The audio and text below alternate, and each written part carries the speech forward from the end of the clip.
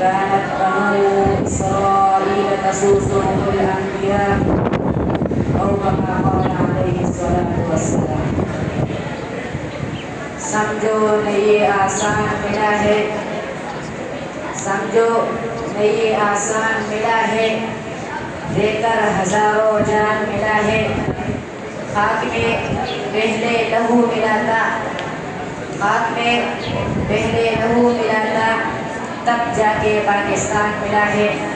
سامعین محترم، یوں تو آزادی پاکستان کی تحریک 1940 کی قرارداد لاہور سے بیان کی جاتی ہے.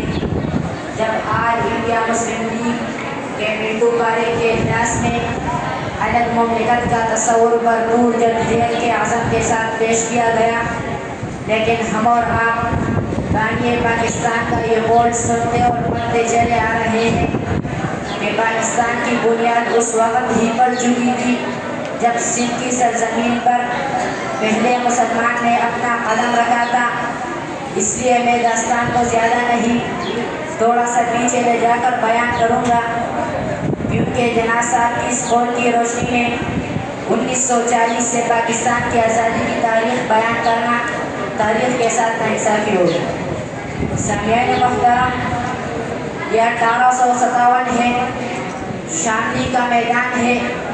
سید الطائفہ حاجی امداد اللہ مہاجر مکی رحمہ اللہ کی مسجد کو ذرا تصور میں لائیے اور دیکھیے منصوبہ بن رہا ہے.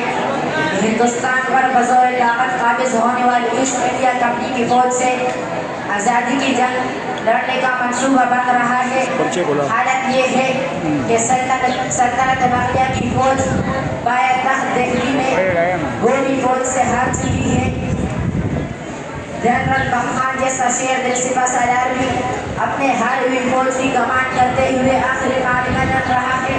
مگر یہاں شاملی میں حجت الاسلام علامہ نانوتوی رحمہ اللہ، فقیہ الملت علامہ رشید احمد گنگوہی رحمہ اللہ اور حافظ ضامن شہید رحمہ اللہ جیسے وقت کے اولیاء انگریزی فوج سے لڑنے کے منصوبے بنا رہے ہیں.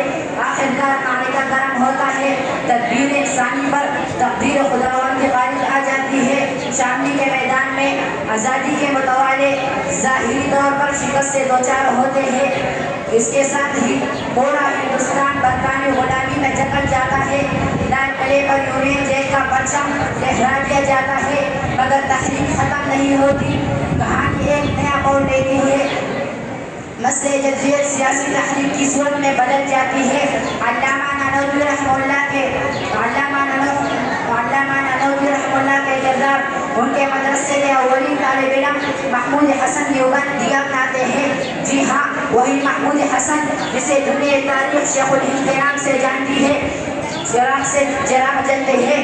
امام انقلاب مولانا عبید اللہ سندھی رحمہ اللہ، شیخ الاسلام مولانا سید حسین احمد مدنی رحمہ اللہ، محدث کبیر علامہ شبیر احمد عثمانی رحمہ اللہ، شیخ تفسیر علامہ ظفر احمد عثمانی رحمہ اللہ، مفتی اعظم پاکستان مفتی شبیر دیوبندی رحمہ اللہ. میں پوچھنا چاہتا ہوں کہ آزادی کی تحریک کو یہ آزادی کے مجاہد استقلال سے وطن کے سپاہی کون تھے؟ یہ علماء ہی تو تھے جنہوں نے آزادی پاکستان کی تحریک کو کامیابی کا سہرا پہنایا.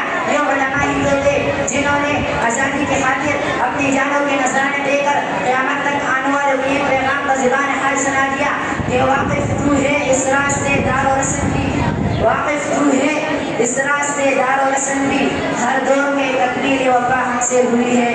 وآخر دعوانا الحمدللہ رب العالمین.